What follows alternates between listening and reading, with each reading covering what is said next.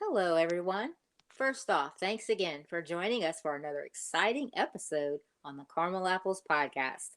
I'm Kennedy Rizzo. And I'm Cooper Lee. This week, we're going to be talking about Jem and the Holograms and how this most cherished retro cartoon influenced, impacted, and entranced so many back during that sparkling era that was truly outrageous. So, without further ado, let's slide on into the orchard. It's showtime, Synergy.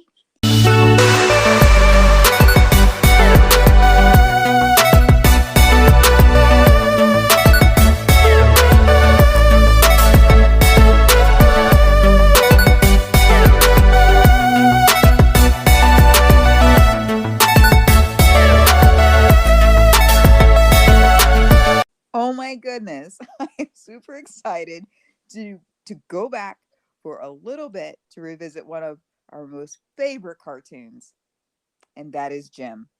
Me too. Words cannot explain how excited. Oh, Okay. yeah. This cartoon really was more than a cartoon. It was a whole animated world created for us young, impressionable minds with very 80s specific markers that ignited our imaginations. That it did, Cooper. I mean, Jim was the absolute best. He was. This sparkling retro gem really is so pivotal to shaping so much of our outlook, hopes, and dreams of what we wanted out of life. We were able to do just that and live that endeavor effortlessly by faithfully watching shows like Jim. We were fans.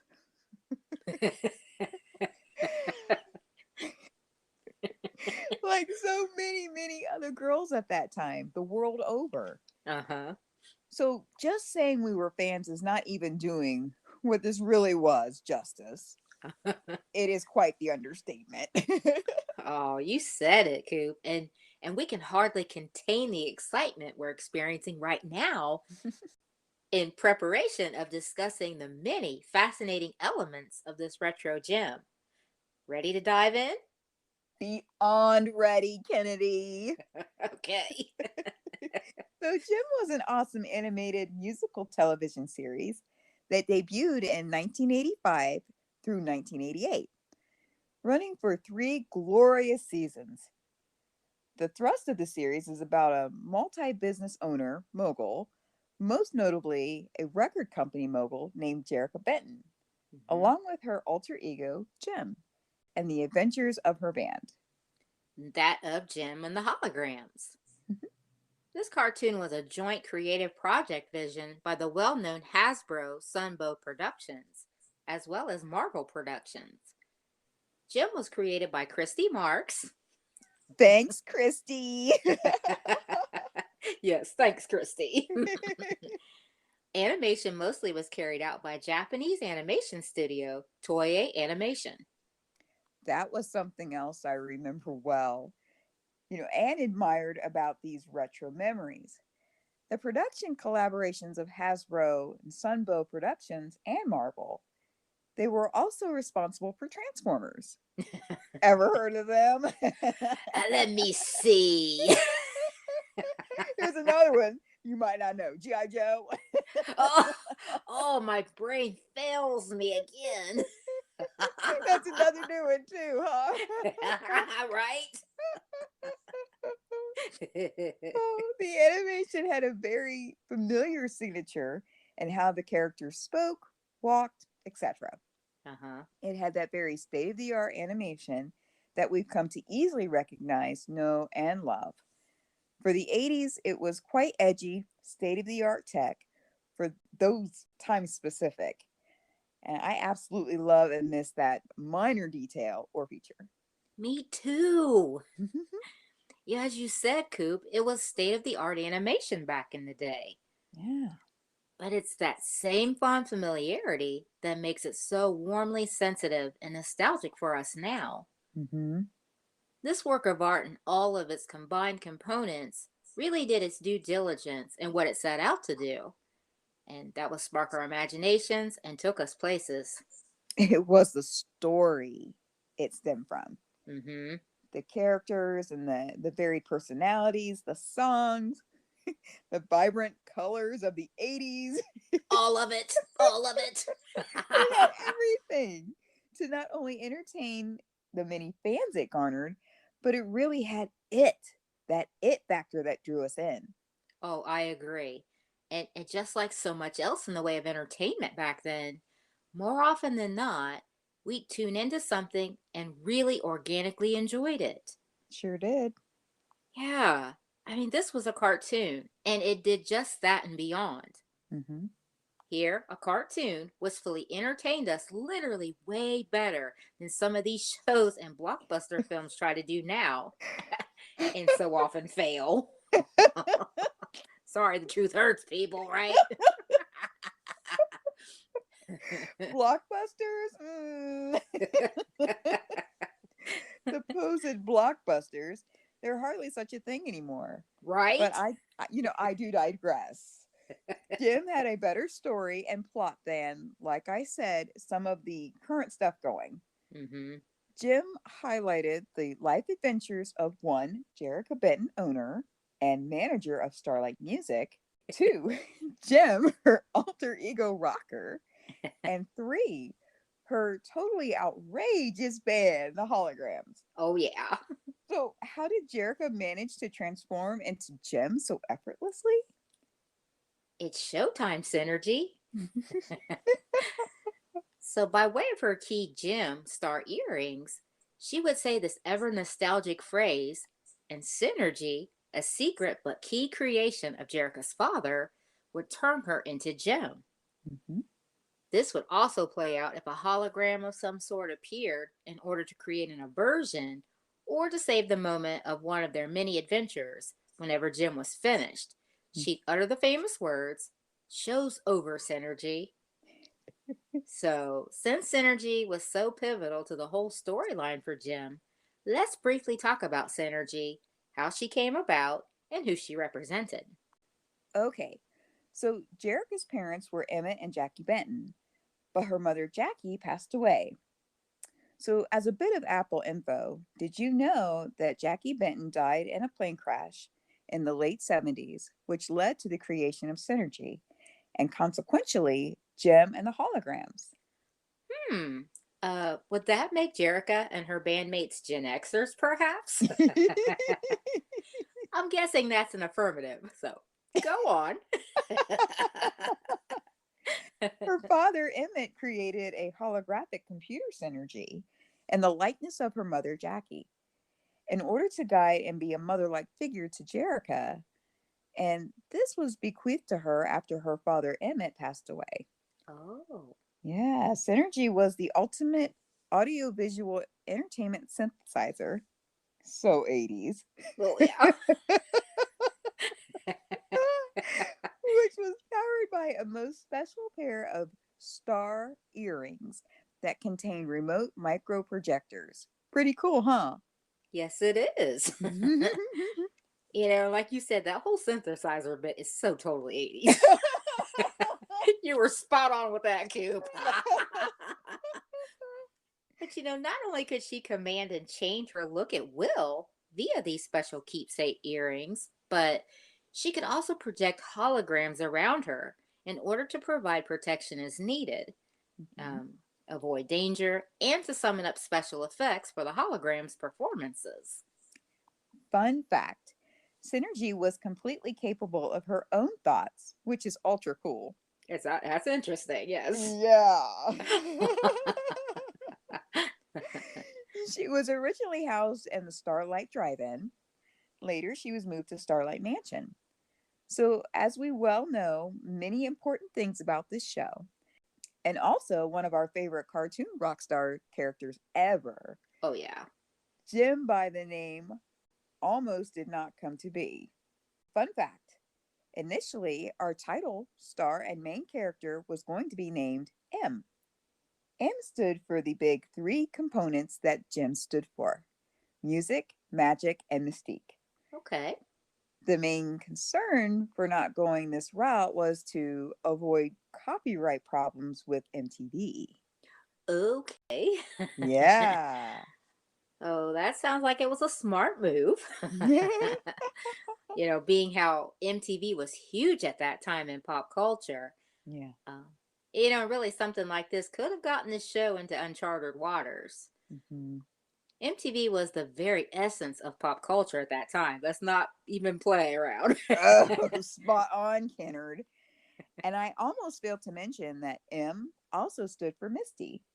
So Jim's name would have been Misty, and Jerica was to be Morgan. Okay. Yeah, not bad names, but thank goodness they looked beyond that and went with Jerica and Jim Angle. Right, right. And both of those M names, they were pretty names. Hmm. But actually, the ones that we've come to know and love sound much more plot appropriate since, we are talking about a hardcore 80s rocker star. Yeah, yeah, Yeah. I mean, I don't know. Jim, it just sounds like that. it does. Like what you hear so far? Make sure you never miss a show by clicking the subscribe button now. This podcast is made possible by listeners like you. Thank you for your support. Now, back to the show.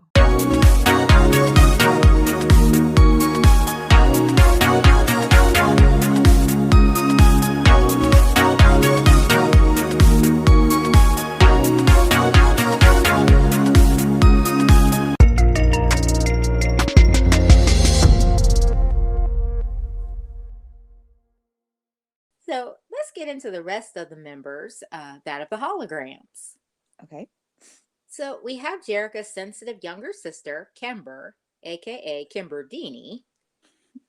We have Aja Lath, Shayna Elmsford. So Aja, Shayna, and Kimber all played instruments in the band. Aja played guitar. Shayna played her very cool 80s synth drums. Yes. And Kimber played her keyboard and here's another 80s thing, keytar. It'll date you every time. It sure will. So that's right. And with the last thought of Kimber playing her guitar, back to the M reference, this is why the headstock of her guitar is an M. Oh, interesting. Yeah. Okay. Well, this is also crazy nostalgic. It really puts us in mind of a better time when our imaginations were wild and through the roof. Mm-hmm. We hung out with our girl squad. We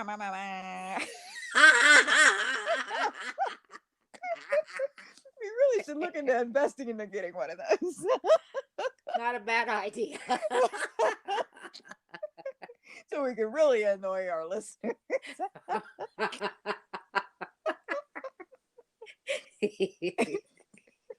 Remember we pretend that we were and our friends were Jem and the Holograms. I do. Shamelessly. Jem and the Holograms were literally like sisterhood. So, fun fact, not only were Jem and the Holograms good friends and beloved band members, they actually were sisters. Mm-hmm. Which we, the fans, picked up on through the played out camaraderie. Mm-hmm. As we know already, that Jerica and Kimber were actually fleshly sisters, but Shayna and Aja were both the adopted foster sisters of the Benton girls. So they, in essence, were all literally sisters. Totally loved and connected that spin on the story. Oh, totally. Yeah. Because it just seemed right and so familiar. Mm-hmm. Um, all those components, this is why we were fans, all these components worked. Mm-hmm. So it worked for them, and that carried over really to how our girl squad at the time navigated through our personal adventures. Because wasn't this the truth? We weren't just friends, we were sisters. Absolutely. Couldn't have said it better myself. Miss those times. I know.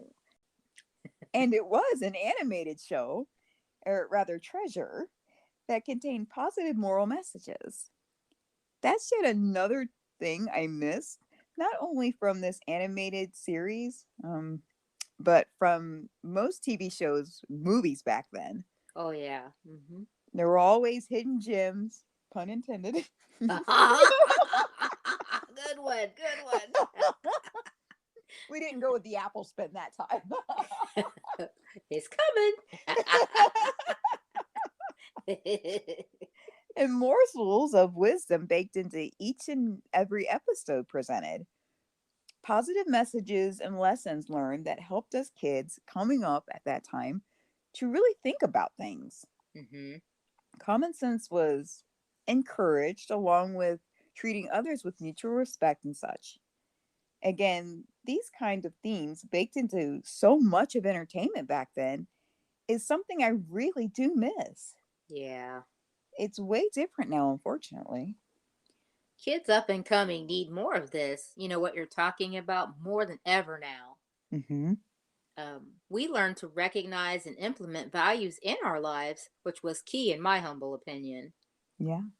So, now that we've briefly laid out the key elements of Jim and the Holograms, the good side, what or who then represent the troublemakers, the rivals? So this brings us to the other rebel girl rocker group, that of the Misfits. Oh no. So the Misfits were comprised of the ever screeching, cold hearted Pizzazz, then tough acting Roxy, and then the sweeter natured one with a conscience, and that was Stormer. Uh-huh. Speaking of pizzazz, which starts with the letter P, of course, do you remember what her real non stage name is? Uh, Phyllis. It was Phyllis. Correct. uh, and what did like anytime somebody called her that, she'd screech in dismay and like she would protest on how much she hated anyone calling her by her God-given name. She did. It was Phyllis Gabor. It was a full on tantrum every time. So 'cause she was also a spoiled brat. Uh-huh. And so she was prone to these fits of anger if things didn't go her way. She was.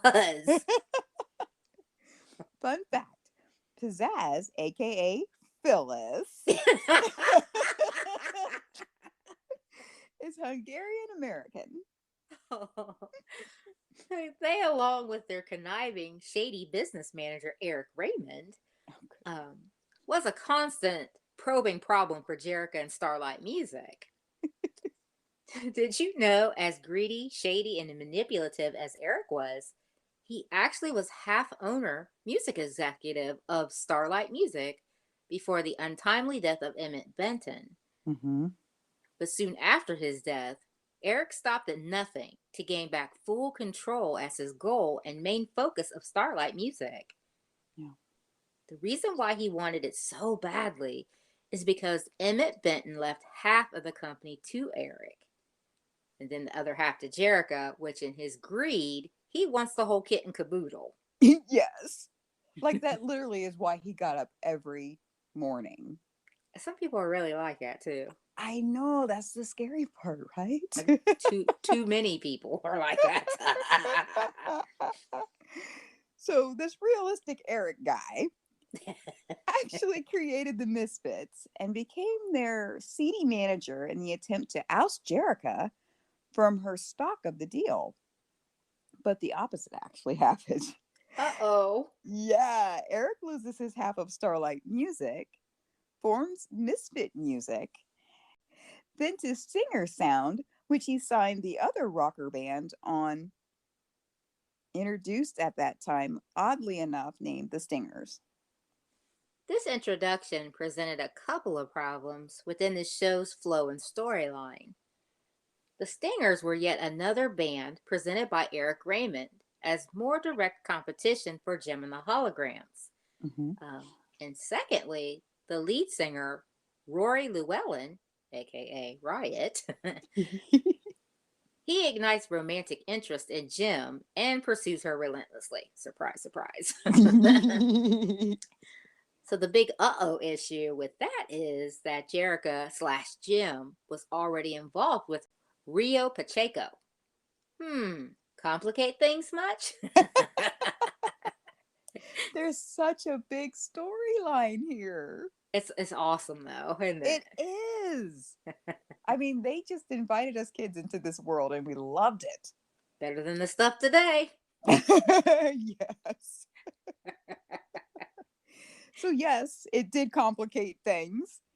But, you think of the love triangle theme or scenario, this is where things get a bit weird and complicated because Rio digs Jem and feels Hmm.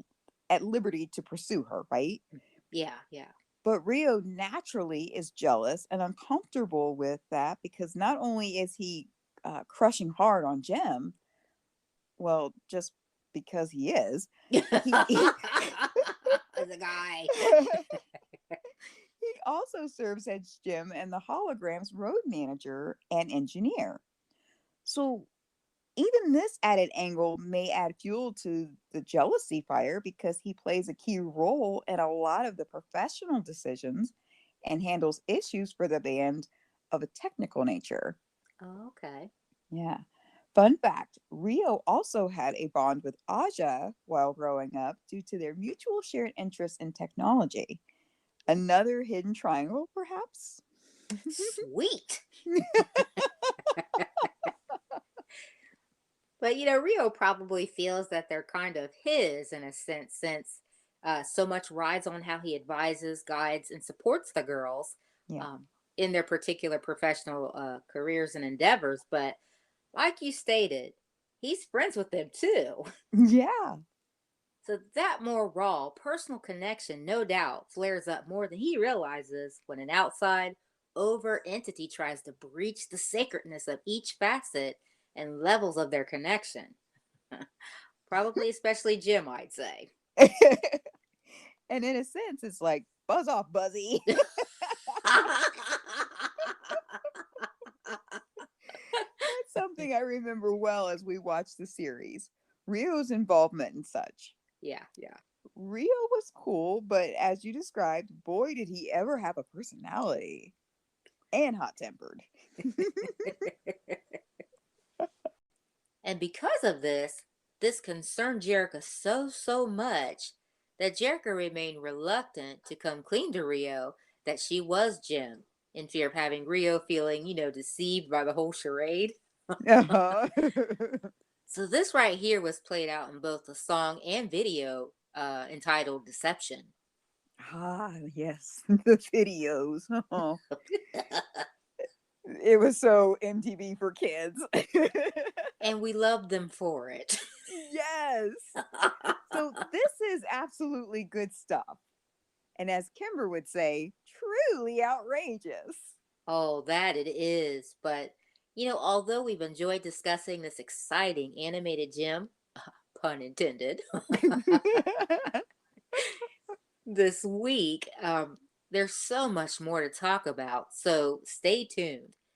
Join us again next week for part two of Gem. You won't want to miss this. Show's over, Synergy. So that's it for this week's episode. But next time, we'll be talking about more outrageous memories coming up in Gem Part 2. So stay tuned. You won't want to miss this. We so appreciate your support. Subscribe to make sure you don't miss a beat and be ready to revisit more memorable, fun archives and better times. Same time, same place, and the Retro Orchard. You just experienced the Caramel Apples podcast, where the topic is rarely about apples. Bye. Bye.